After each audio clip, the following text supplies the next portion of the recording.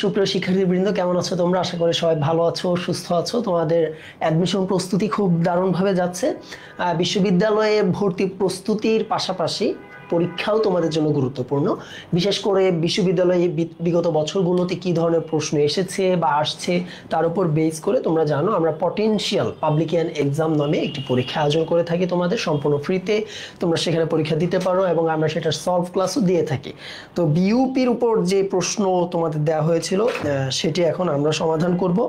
আমরা একটু দেখি যে তোমরা যারা আমাদের সাথে ফেসবুকে যারা যুক্ত আছো তারা আমাকে সঠিকভাবে শুনতে পাচ্ছ কিনা, দেখতে পাচ্ছ কিনা, এই বিষয়টা একটু আমাকে ইনশিওর করবে। আচ্ছা, ঠিক আছে। ফেসবুকে আমাদের সাথে অনেকে যুক্ত হয়েছে। আমরা যদি সর্বপ্রথমে দেখি, আমরা বিইউপিতে দুটো ইউনিট এক্সাম হয় আমরা জানি, FASS এবং একটা হলো FSSS। আমরা FASS এর যদি একটু সমাধান করি, সর্বপ্রথম প্রশ্ন আমরা যেটা দেখতে পাচ্ছি, পদ্মা মেঘনা যমুনা উপন্যাসটি কে রচনা করেন? এটি হলো আবু জাফর শামসুদ্দিনের একটি রচনা, গুরুত্বপূর্ণ। বিভূতিভূষণ বন্দ্যোপাধ্যায়ের যদি আমরা একটা বিখ্যাত উপন্যাসের নাম জেনে রাখি, যে আরণ্যক আছে, দেবযান, ইছামতি, এগুলো বিভূতিভূষণের বিখ্যাত। তারপর মানিক বন্দ্যোপাধ্যায়ের তো বিখ্যাত রচনা আছে, যেমন পদ্মা নদীর মাঝি অসংখ্য বিখ্যাত। তারপরে দিবারাত্রির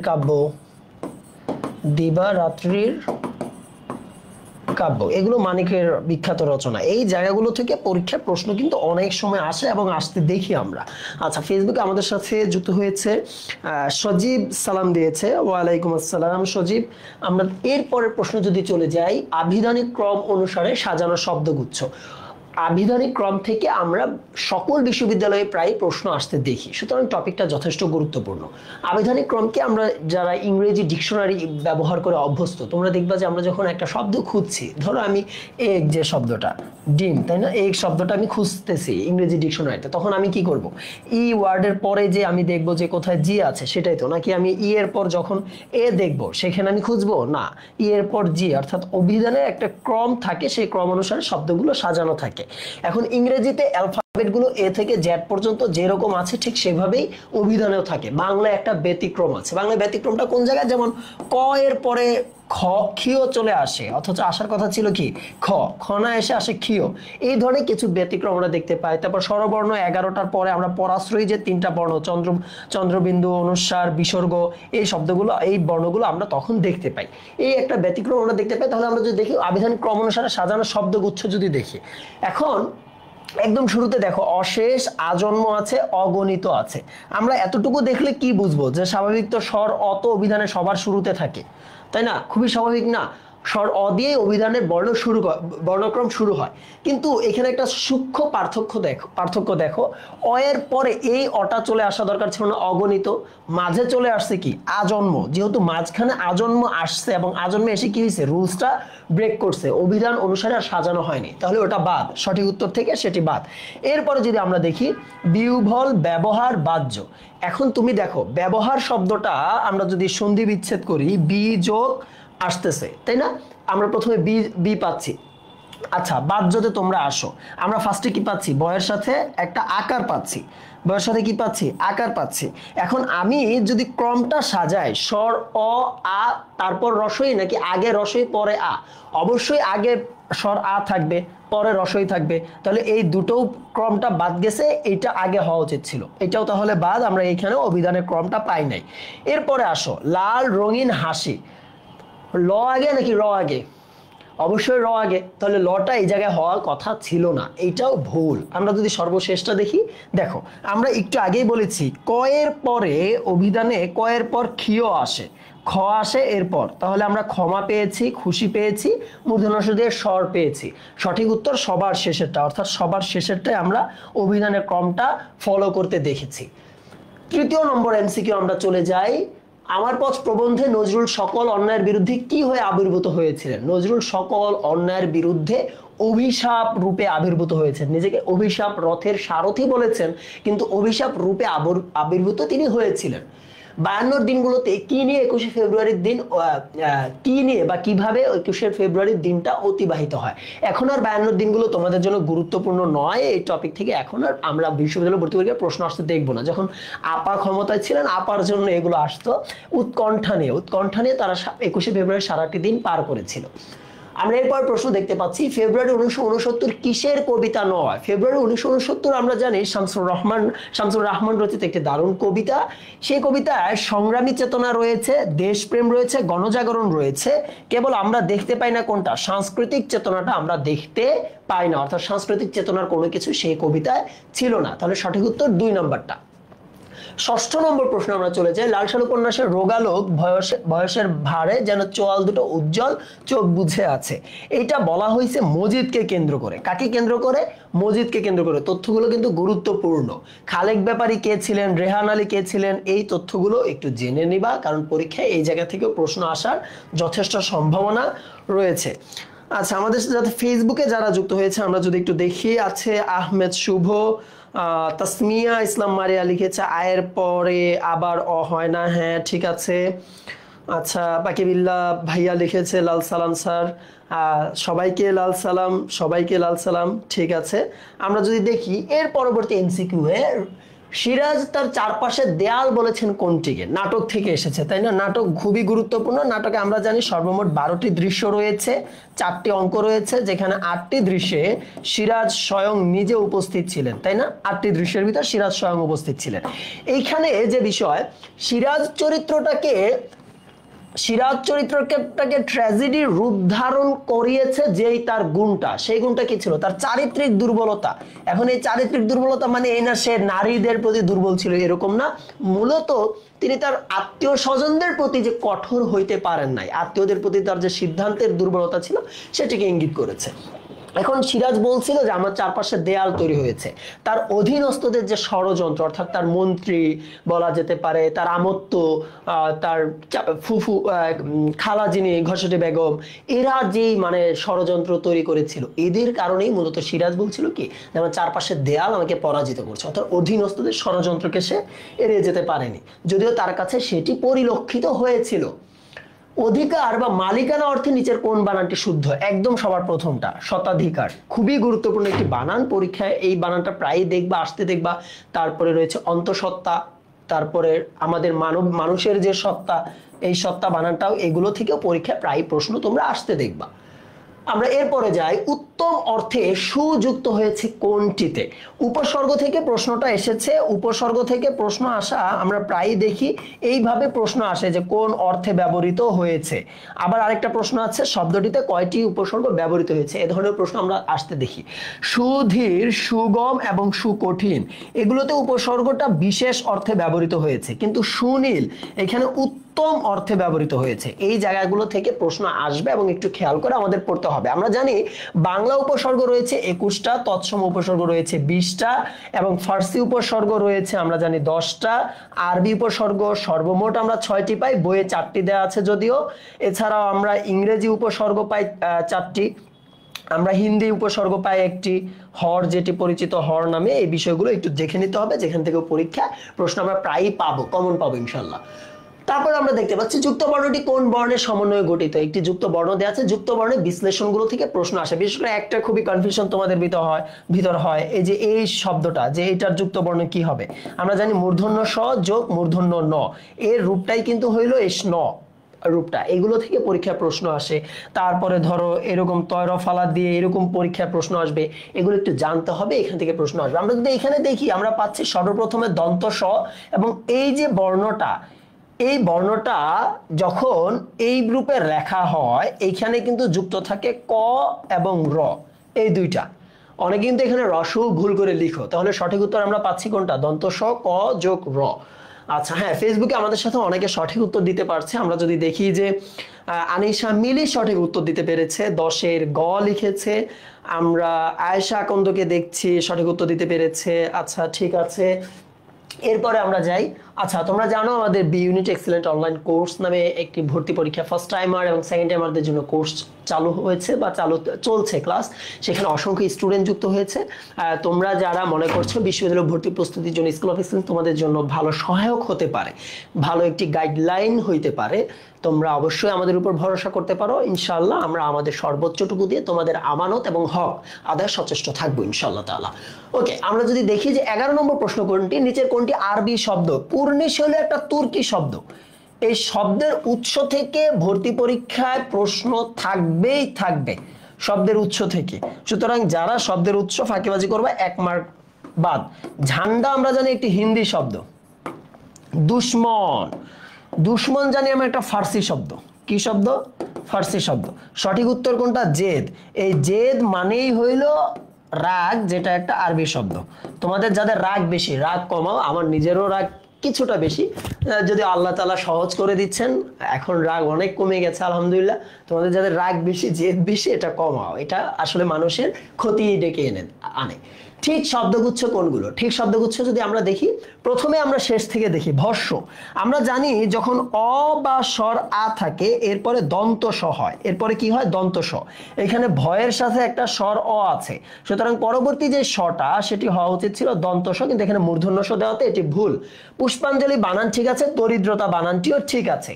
আশিস বানানটা আমরা জানি সবসময় তালব্য স রসইকার দন্ত স দিয়ে হবে, এইভাবে আশিস। এটা হলো আশিস বানানের সঠিক রূপ, দন্ত স দিয়ে। ইতপূর্বেতে আমরা জানি একটা বিসর্গ হয় মাঝে, আকার হয় না, অর্থাৎ তয়ের সাথে ওকার যুক্ত হয় না ইতপূর্বে। শাশুড়িতে বফলা হয় না, বাকি সব ঠিক আছে। গন্ডুস বানান ঠিক আছে, সায়ান হতে মূর্ধন্য হয় না, সায়ান বানানের সঠিক রূপ হইল দন্ত ন দিয়ে, এরূপ হয়ে। আচ্ছা, ইপসিত বানানটা যদি দেখি, যে ইপসিত বানানটা হ্যাঁ ঠিক আছে, ইপসিত বানান ঠিক আছে। আমরা তারপরে যাই শিহরণ। আমাদের এখানে একটা প্রশ্ন আসতে পারে যে ভাই আমরা জানি যে র এর পরে মূর্ধন্য ব্যবহৃত হয়, কিন্তু এখানে দন্ত ন দেয়া, তাহলে তো এটা ভুল হওয়ার কথা না। এটা একটি বিদেশি শব্দ, এবং বিদেশি শব্দ আমরা জানি কি হয় না, কখনোই মূর্ধন্য ন ব্যবহৃত হয় না। দারুণও একটি বিদেশি শব্দ, ফার্সি শব্দ, আর ফার্সি শব্দ হওয়াতে এখানে কি হবে? মূর্ধন্য ন, সরি, দারুণ, দারুণ একটি দেশি শব্দ, তৎসম শব্দ, সেজন্য এখানে মূর্ধন্য ন হয়েছে র এর পরে, কিন্তু দরুণ একটি বিদেশি শব্দ, সেজন্য এখানে দন্ত ন ব্যবহৃত হয়েছে। তাহলে সঠিক উত্তর আমরা পাচ্ছি, ঠিক শব্দগুচ্ছ পাচ্ছি প্রথমটা, আর বাকি সবগুলোতে আমরা একটা দুটো করে ভুল দেখতে পাচ্ছি। 13 নম্বর আমরা যাই। ভ্রমর গুনগুনিয়ে গান গাইছে। এখানে গুনগুনিয়ে এর ক্রিয়াপদ বা ব্যাকরণিক শ্রেণী কোনটা? এখন আমি যদি তোমাকে প্রশ্ন করি ভ্রমর কিভাবে গানটি গাইছে, তাহলে এই যে গান গাওয়ার যে পদটি রয়েছে, গাইছে ক্রিয়াপদ, এটা মডিফাই করছে কাকে? গুনগুনিয়ে পদটা, ওই গাওয়ার কাজটাকে মডিফাই করছে। আমি যদি বলি যে এখানে ফেসবুকে যুক্ত আছে কে, ফেসবুকে আমরা দেখতে পাচ্ছি নাইমুন নাহার মাত্র যুক্ত হয়েছে, কমেন্ট করছে। আমি বললাম যে নাহার দ্রুত হাঁটছে, ধর আমি বললাম যে নাহার দ্রুত হাঁটছে। এখন এই যে হাঁটার যে কাজটা, হাঁটার যে পদটা, ক্রিয়াপদটা হাঁটা, এই হাঁটাটাকে মডিফাই করছে কে? এই দ্রুত পদটা মডিফাই করতেছে না? তাহলে দ্রুতটা কি হয়ে যাবে? অ্যাডভার্ব ইংরেজিতে তোমরা যেটাকে বলো, বাংলায় যেটাকে বলে কি? ক্রিয়া বিশেষণ। তাহলে গুনগুনিয়ে কোন পদ? ক্রিয়া বিশেষণ পদ। এরপর আমরা যাই, নিচের কোনটি জটিল বাক্য? জটিল বাক্য আমরা জানি, সবাই জানি, একটা কি থাকবে? প্রিন্সিপাল ক্লজ থাকবে, এবং একটা কি? সাবঅর্ডিনেট ক্লজ থাকে, তাই না? বাংলা যেটাকে প্রধান খণ্ডিত বাক্য এবং আশ্রিত খণ্ড বাক্য নামে আমরা পরিচিত, এবং সেগুলো যুক্ত হবে কি দিয়ে? যথা, তথা, যদি, তবে, তারপরে যেহেতু, যেহেতু, তারপর সেহেতু, এরূপ শব্দ, যখন, তখন, এগুলো দিয়ে যুক্ত হয়। তাহলে আমরা যদি দেখি, আমি যখন জেলে যাই, এই যে একটা পেয়েছি, তখন ওর বয়স মাত্র কয়েক মাস, শুরুতেই আমরা পেয়ে গেছি জটিল বাক্য। সঠিক উত্তর হলো এটা। মানুষ স্বার্থের জন্য অন্ধ হয়ে যায়, একটি সরল বাক্য। এরপরে যদি দেখি, পতন আসলে মানুষ পদে পদে ভুল করতে থাকে, এটাও একটা সরল বাক্য। নানান নির্যাতন, নিপীড়ন, এমনকি মরণেও কেন বঙ্গবন্ধু শেখ মুজিবুর রহমান বঙ্গবন্ধু, এটা সলভই বাদ। দেখো, আচ্ছা, এরপরে আমরা যাই, কোনটি বিশেষ্য? আচ্ছা, বিশেষ্য পদ, নাউন বের করতে বলছে, তাই না? নাউন যদি আমরা এখানে দেখি যে শারীরিক, সুষ্ঠু, অনুভূত, এই সবগুলা হলো বিশেষণ, বিশেষণ। কিন্তু এই অনুভব শব্দটা হইলো একটা নাউন বা কি? বিশেষ্য। ওকে, ঠিক আছে। আমরা যদি ফেসবুকে দেখি, আমাদের সাথে অনেকে যুক্ত হয়েছে। আচ্ছা, ঠিক আছে, অনেকে কমেন্ট করছো, যারা কমেন্ট করছো একই সাথে ক্লাসে একটু মনোযোগ দিও, ক্লাসটা মনোযোগের সাথে দেখার চেষ্টা করো, ঠিক আছে? ক্লাসে মনোযোগ দিতে হবে। পাশব শব্দের প্রকৃতি প্রত্যয় কোনটা? প্রকৃতি প্রত্যয় আমরা এখানে দেখি, আমরা জানি প্রকৃতি প্রত্যয়ের শুরুতে যদি আ ধ্বনি থাকে সেটা পরিবর্তন হয়ে স্বর অধ্বনিতে রূপান্তর হয়, অর্থাৎ কাকটা অ হয়ে যায়।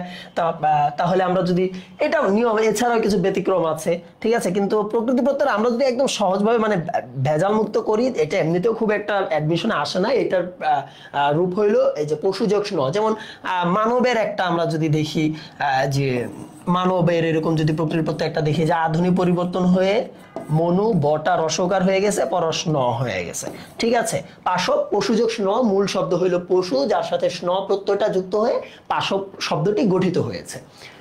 শির নেহারি আমারই নত শিরই শিখর হিমাদ্রির, এখানে শির কোন কারক? আচ্ছা দেখো, শির নেহারি আমারই নত শিরই শিখর হিমাদ্রির, আমি যদি প্রশ্ন করি যে কি দেখে ওই শিখর হিমাদ্রির মাথা নত করেছে, কি দিয়ে প্রশ্ন করলে উত্তরটা আসতেছে কি? আমার শির দেখে, তাই তো? এখন কি দ্বারা প্রশ্ন করলে বাক্যে আমরা সঠিক উত্তর হিসেবে পাবো হয় কি সাবজেক্ট, নালে কি অবজেক্ট, যেটা কি কর্মকারক হবে, তাই না? কর্ম হইতে পারে। সাবজেক্ট যেহেতু নাই, শির নেহারি আমারই নত শিরই শিখর হিমাদ্রির, কাজটা করছে কে? শিখর হিমাদ্রির করতেছে। এ হইলো কর্তৃকারক, কর্মকারক হচ্ছে কোনটা? শির হইলো অবজেক্ট, আর কিটা হইলো কি সাবজেক্টটা হইলো যে কর্তৃকারক হইলো শিখর হিমাদ্রি। ওকে, এটা বিদ্রোহী কবিতা থেকে আসছে। এই গদ্য পদ্য জায়গা থেকে ব্যাকরণ রিলেটেড প্রশ্ন আসবে, সুতরাং গদ্য পদ্য যখন পড়বে ব্যাকরণটা অ্যাডজাস্ট করে পড়তে হবে, এবং স্কুল অফ এক্সেলেন্স সেভাবে তোমাদের ক্লাসগুলো নিয়ে থাকবে। নবযুগ কি? নজরুল রচিত সম্পাদিত একটি পত্রিকা, নজরুল সম্পাদিত একটি পত্রিকা হইলো নবযুগ, ঠিক আছে?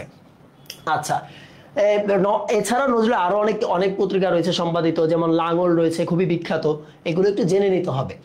সোনাভান কাব্যগ্রন্থটির রচয়িতা কে? শাহ মোহাম্মদ গরিবুল্লাহ থেকে বিসিএস অনেক প্রশ্ন আসে, অনেক না প্রশ্ন আসে, বাট গরিবুল্লাহ থেকে আসলে এটা আনফরচুনেট যে অ্যাডমিশনে একটা শিক্ষার্থীকে এই প্রশ্ন করে ফেলছে। আচ্ছা, শামসুর রহমানের রচিত কাব্যগ্রন্থ কি? আমরা যদি দেখি শামসুর রহমান রচিত কাব্যগ্রন্থ বিধ্বস্ত নীলিমা, প্রথম গান, দ্বিতীয় মৃত্যুর আগে, এটা তার বিখ্যাত কাব্যগ্রন্থগুলো রয়েছে।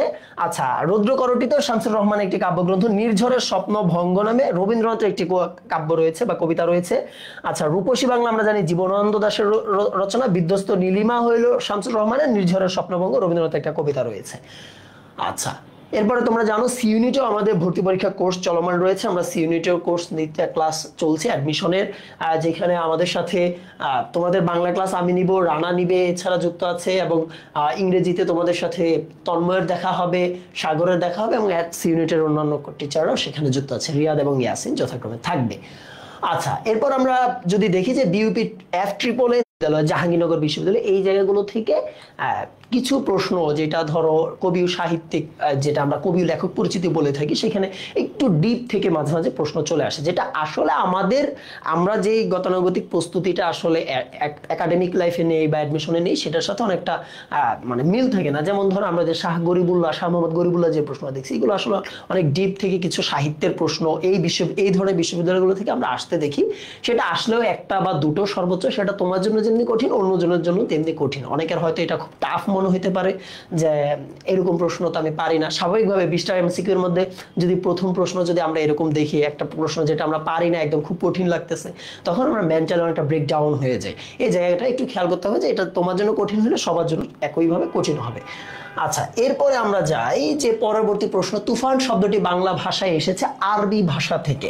শব্দের উৎস থেকে আমি আগেও বলছি প্রশ্ন আসবে, এছাড়া শব্দের যে অর্থগত দিক রয়েছে সেখান থেকেও প্রশ্ন আসবে, যে যৌগিক রূঢ় যোগ রূঢ় জায়গা থেকে প্রশ্ন আসে।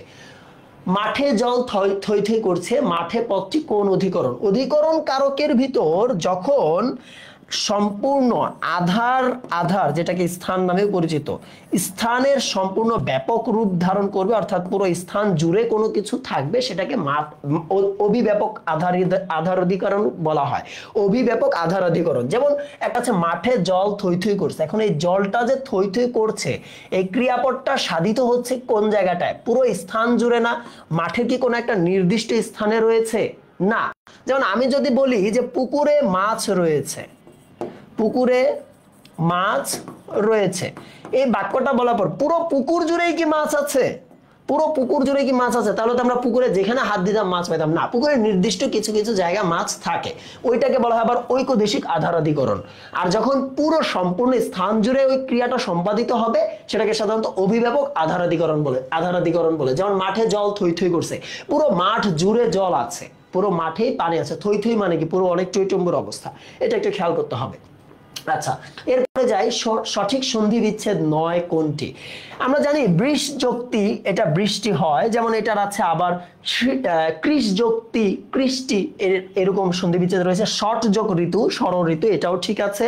সমযোগ চয়, সঞ্চয়, এটাও ঠিক আছে। কিন্তু কচু যোগ আলু, কচ্ছালু, এরকম সন্ধি বিচ্ছেদ আসলে নেই। সুতরাং সঠিক সন্ধি বিচ্ছেদ নয়, সবার শেষেরটা। এরপর প্রশ্ন আমরা যাই, সন্ধি বিচ্ছেদ থেকে সবচেয়ে বেশি প্রশ্ন যে জায়গা থেকে আসবে, নিপাতনে সিদ্ধ। নিপাতনে সিদ্ধ বেশ কিছু সন্ধি বিচ্ছেদ তোমরা দেখতে পাবা, এই জায়গাগুলো থেকে প্রশ্ন সবচেয়ে বেশি আসে। বিষাদ সিন্ধু কোন সমাস? একদম সহজ। আমার মনে হয় সমাসে কোনো প্রশ্ন যদি কেউ না পারে, এই প্রশ্নটা সবাই পারবে, কারণ অ্যাডমিশনের আগে একাডেমিক লাইফে বা একদম ছোট থেকে 9-10-এ যখন সর্বপ্রথম সমাস শিখেছো তোমরা, তখন থেকেই আমরা এটা অনেক বেশি উদাহরণ দেখছি। বিষাদ সিন্ধু একটি রূপক কর্মধারয় সমাস, বিষাদ রূপ সিন্ধু। নিচের কোন শব্দগুচ্ছ নত শতবিধান অনুসারে সঠিক? আমরা যদি দেখি, বর্ণনা রেফের পরে এই নটা মূর্ধন্য হওয়ার কথা ছিল, এটা ভুল। সুষমা ঠিক আছে, কারণ আমরা জানি স্বর অ এবং আ ব্যতীত বাকি সবগুলোর পরে কি হয়? মূর্ধন্য স হয়। যেহেতু এখানে র সৌকার রয়েছে, সেজন্য এখানে মূর্ধন্য স হয়েছে। লবণ একটি নিত্য মূর্ধন্যবাচক শব্দ, আর নিত্য মূর্ধন্যবাচক শব্দ হওয়াতে এখানে মূর্ধন্য হয়েছে নিয়ম বহির্ভূত হয়ে। আচ্ছা, তাহলে আমরা এখানে ভুল পাচ্ছি প্রথমটা। বলছে সঠিক কোনটা, আমরা সঠিক এরপরে খুঁজে বের করি। ব্রাহ্মণে আমরা র ফলার পরে দেখতে পাচ্ছি ম রয়েছে এবং হ যুক্ত বর্ণ হিসেবে রয়েছে। ব্রাহ্মণ, যেটাকে আমরা যুক্ত বর্ণতে হ এবং ম এইভাবে পাই, কিন্তু উচ্চারণে আমরা উচ্চারণটা লিখলাম ম এবং হ।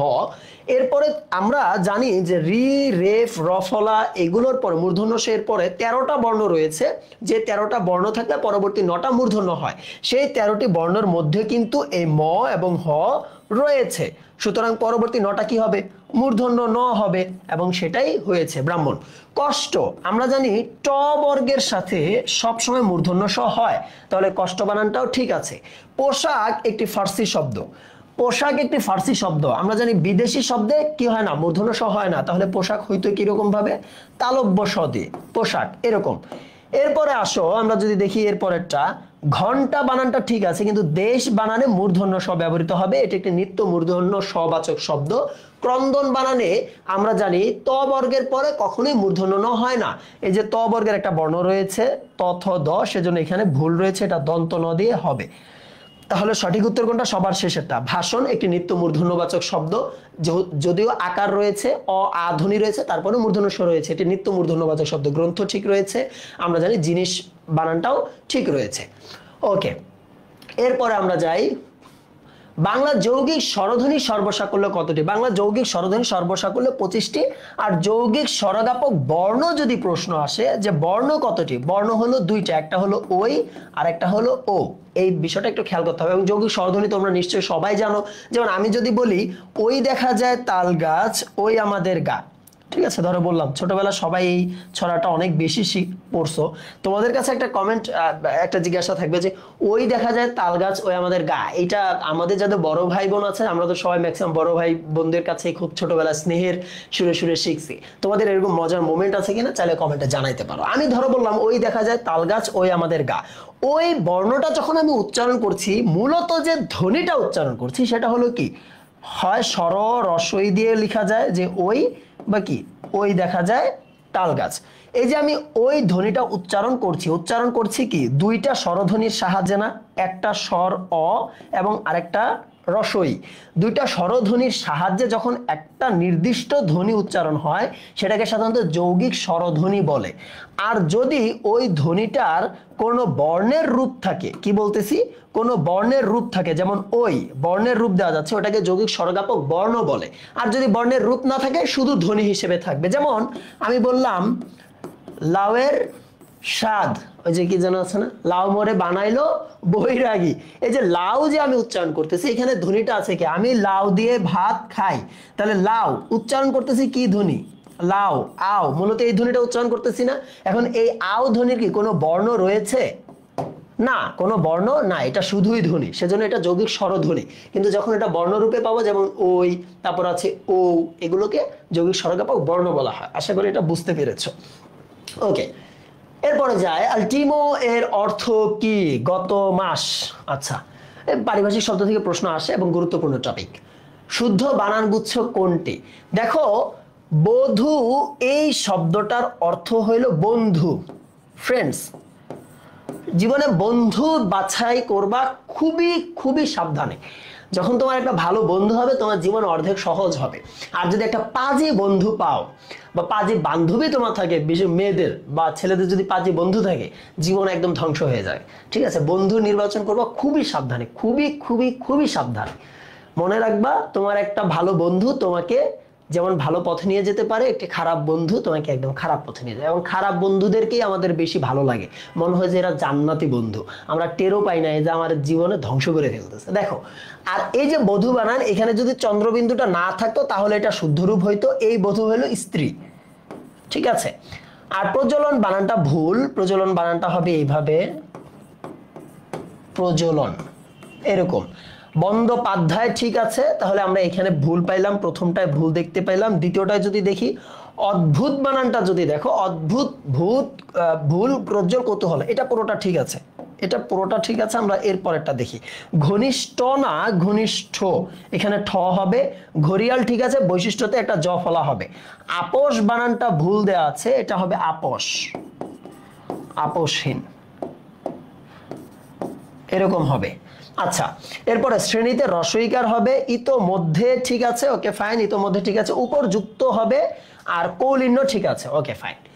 এরপরে আমরা যাই, কোন প্রবাদ প্রবচন দ্বারা ক্ষণস্থায়ী বোঝায়? জলের রেখা বা খালের পিরিতি, এটাকে সাধারণত ক্ষণস্থায়ী অর্থে বুঝায়। এরপরে যাই, কমলাকান্ত কার ছদ্মনাম? একদম সহজ, এটা পারে না এমন কেউ নাই, বঙ্কিমচন্দ্রের ছদ্মনাম হইল কমলাকান্ত। আচ্ছা, এরপরে যদি আমরা দেখি আমাদের সফলতা, আমাদের অসংখ্য সফলতা রয়েছে। তোমরা জানো যে বিশেষ করে এই বছর আমাদের ঢাকা ইউনিভার্সিটির 24-25 শিক্ষাবর্ষে বিজ্ঞান বিভাগ থেকে ঢাকা বিশ্ববিদ্যালয় বি ইউনিটে, যেটা তোমাদের সবার টার্গেট, সেই বি ইউনিটে পঞ্চম স্থান অধিকার করেছে তানজিহা আরজুমান। এছাড়াও আমাদের তন্ময়, যিনি তোমাদের ইংরেজি ক্লাস নেবে, সেই কিন্তু রাজশাহী বিশ্ববিদ্যালয়ে দ্বিতীয় হয়েছে, খুলনায় তৃতীয় হয়েছে, এবং বর্তমানে ঢাকা ইউনিভার্সিটিতে সে ইংরেজি নিয়ে পড়ছে, ইংলিশ নিয়ে পড়ছে। ওকে, এরপর যদি দেখি যে আমাদের পরবর্তী প্রশ্ন, 12 নম্বর প্রশ্ন, যুক্তাক্ষরে কোন দুটি বর্ণ যুক্ত রয়েছে? একটু আগে আমি এটা বলছিলাম, তাই না? হ এবং ম, এটা যুক্ত অবস্থায় রয়েছে। এটা আবার উচ্চারণে গেলে মটা আগে আসবে, হটা পরে যাবে। যেমন এটার একটা উদাহরণ হলো ব্রাহ্মণ উচ্চারণ করা। এরপরে যাই, হাসুলিবাকের উপকথা একটি কি? একটি আঞ্চলিক উপন্যাস, হাসুলিবাকের উপকথা। সন্ধি ব্যাকরণের কোন অংশে আলোচিত হয়? সন্ধি ব্যাকরণের ধ্বনিতত্ত্বে আলোচিত হয়। এখান থেকেও প্রায় আমরা বেসিক ধ্বনি বর্ণ যে জায়গাটা আছে, ধ্বনি বর্ণ অক্ষর যে আমরা ব্যাকরণের অংশ থেকে ক্লাস নিয়ে থাকি, সেই জায়গা থেকে এই প্রশ্নগুলো প্রায় আমরা দেখতে পাই যে এই টপিকটা কোন ব্যাকরণে কোন জায়গায় আলোচিত হচ্ছে। সকলের তরে সকলে আমরা, প্রত্যেকে মোরা পরের তরে, কামিনী রায়ের একটা বিখ্যাত উক্তি। ভারতচন্দ্র রায়গোনা করে যদি একটা বিখ্যাত উক্তি তোমরা অনেকেই শুনে থাকবা, যে আমার সন্তান যেন থাকে দুধে ভাতে,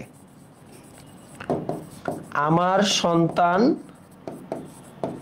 যেন থাকে দুধে ভাতে। তোমরা এই ইসের নাম তো শুনছো সবাই, তাই না? ওই যে আহারে কি যেন নামটা, পাটুলি, ঈশ্বর পাটুনি উক্তি হলো এটা, আমার সন্তান যেন থাকে দুধে ভাতে। এটা ভারতচন্দ্র রায়গুণাকরের আর কি একটা উক্তি লেখা। শুদ্ধ বাক্য কোনটি? শুদ্ধ বাক্য হইল কাল পদক্ষেপ নেওয়া হবে। আচ্ছা, সকল সদস্য বৃন্দ, এটা ভুল, সকল এবং বৃন্দ একসাথে হয়ে এটা ভুল হয়েছে। বিবিধ প্রকার দ্রব্য কিনলাম, বিবিধ মানেই হলো নানান রকমের, এটা প্রকার আবার ব্যবহার ভুল। তার সৌন্দর্য মনোমুগ্ধকর, এটাও ভুল। কাল পদক্ষেপ নেওয়া হবে, এটা ঠিক আছে। ওকে, তারপরে যাই, সুর বার করা মানে কি? সুর বার মানে করা লোভ, লোভী। তোমাদের ভিতর কারো যদি লোভ থাকে, লোভ বাদ দেওয়া, জীবনে লোভ জিনিসটা কিন্তু আমাদের ধ্বংস করে।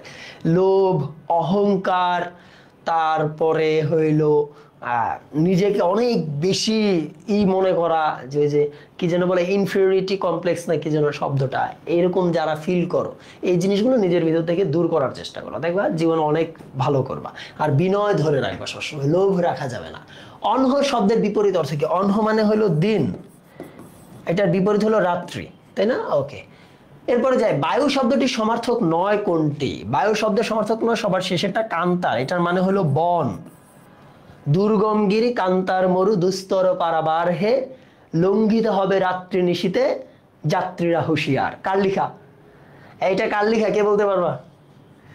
ওকে, এরপরে যাই, বিদ্রোহী কবিতায় কবি কি উপারি ফেলবেন? বিদ্রোহী কবিতায় নজরুল বলেছিলেন যে আমি অধীন বিশ্ব, আমি উপারি ফেলিব অধীন বিশ্ব, এবং সকল যে অন্যায়ের পৃথিবী, যে শাসকের যে দুরাচার দৈত্যরা যে শাসন করছে সেই পৃথিবীটা সে কি করবে? সম্পূর্ণটা উপরে ফেলে দিবে। সর্বশেষ প্রশ্ন আমরা যদি দেখি, স্কুলে যাওয়ার 2 ক্রোশের মধ্যে এমন আরো কয়টি গ্রাম পার হতে হয়? 3টি গ্রাম পার হইতে হয়। সরাসরি বই এটি দেওয়া আছে, বিলাসী গল্পের জায়গা থেকে এই প্রশ্নগুলো একটু পড়ে নিতে হবে, এইগুলো পরীক্ষায় আসবে। আমাদের প্রকাশনা সমূহ তোমরা জানো যে আমাদের কোর্সে ভর্তি হলে আমরা 3টি প্রিন্টেড ডাইজেস্ট দিব, বাংলা, ইংরেজি, সাধারণ জ্ঞান, এবং এগুলো পড়লে যথেষ্ট অ্যাডমিশনের একটি ভালো প্রস্তুতির জন্য। এছাড়া গিফট আইটেম, আমি যে টি শার্টটা পরে আছি এই টি শার্টটি তোমরা গিফট আইটেম হিসেবে পাবে, একটি ওএমআর বুক যেখানে তোমরা সরাসরি প্রস্তুতিমূলক পরীক্ষা দিতে পারবে, এবং একটি স্টাডি প্ল্যানার। ওকে, এবং 1500 টাকা ছাড়ে তোমরা দেখতে পাচ্ছ আমাদের কোর্সটি এখন ভর্তি হইতে পারবা। তোমরা চাইলে 1500 টাকা ছাড়ে 14ই সেপ্টেম্বর পর্যন্ত ভর্তি চলবে, দ্রুতই ভর্তি হয়ে যেতে পারো, ইতিমধ্যে ক্লাস শুরু হয়ে গেছে। আচ্ছা, ঠিক আছে, ধন্যবাদ তোমাদেরকে যারা আমাদের সাথে দীর্ঘক্ষণ ক্লাসে ছিলে এবং মনোযোগ দিয়ে ক্লাসটি করার চেষ্টা করেছো। তোমাদের সাথে খুব শিগগিরই দেখা হবে ইনশাল্লাহ পরবর্তী কোনো ক্লাসে। সে পর্যন্ত ভালো থাকো, সুস্থ থাকো, আর সবসময় দোয়া করো আমাদের জন্য, আমার জন্য, তোমার বাবা মার জন্য দোয়া করো। নিজেকে ভালো রাখো, অন্যের হক নষ্ট করো না, অন্যকে ঠকাও না। ভালো থাকো, সুস্থ থাকো, দেখা হবে ইনশাল্লাহ। আসসালামু আলাইকুম রহমতুল্লাহি ওয়া বারাকাতুহু।